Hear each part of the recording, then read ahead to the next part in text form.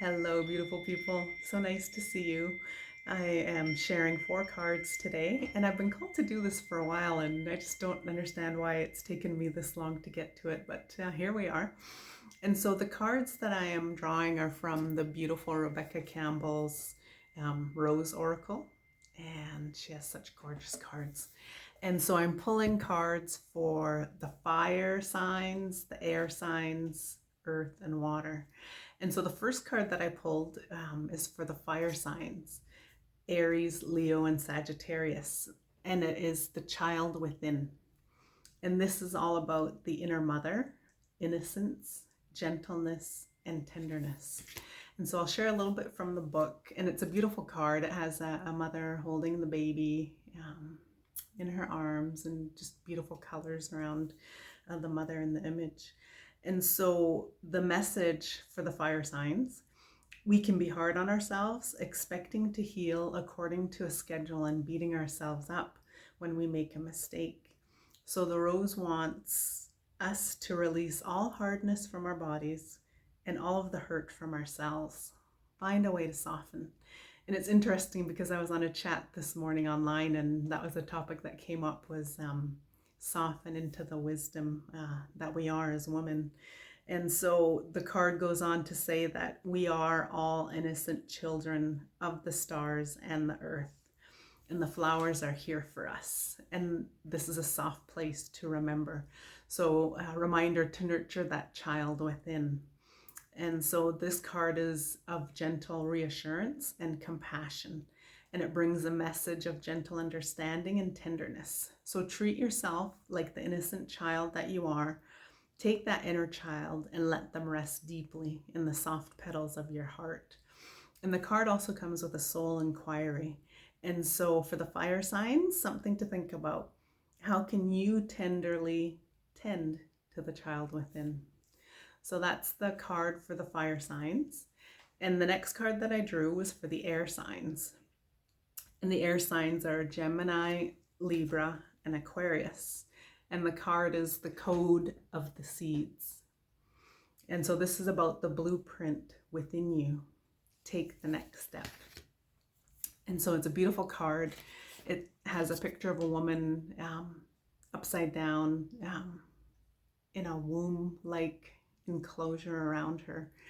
And so for the air signs, like I said, for Gemini, Libra, and Aquarius, the message for codes of the seeds come in knowing exactly what to do.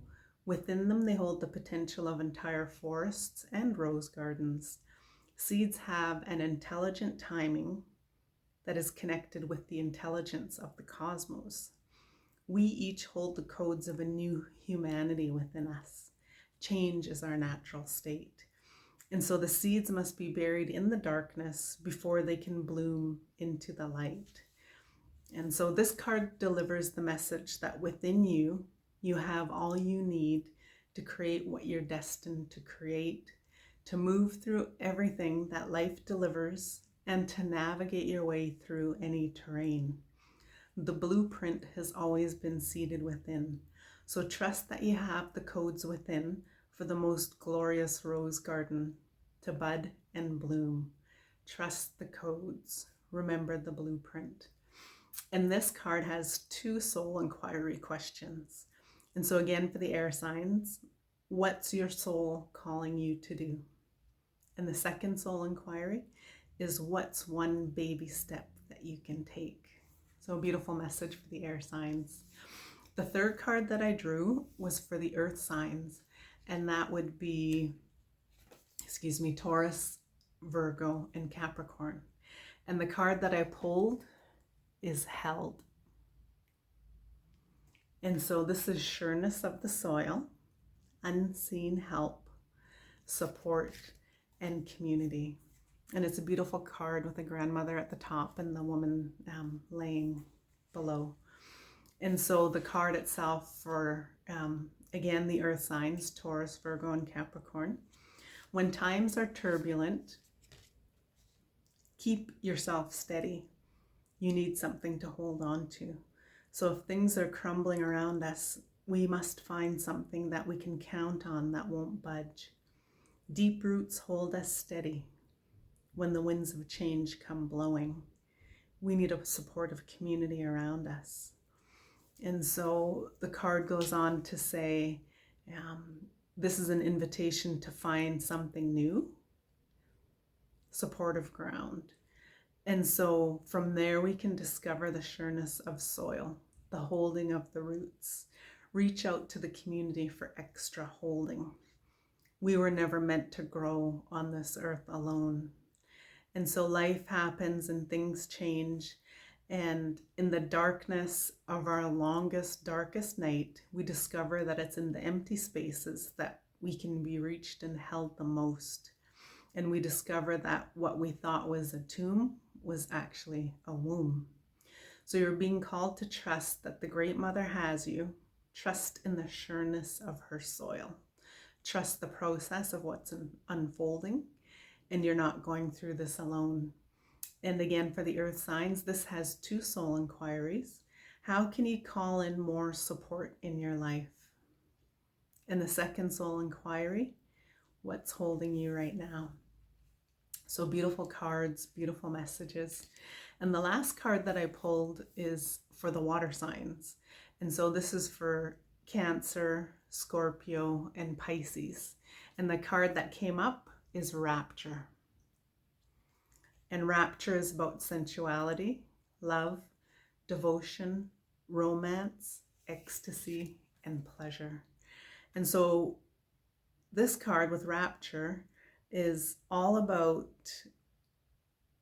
the symbol for love, beauty, and passion.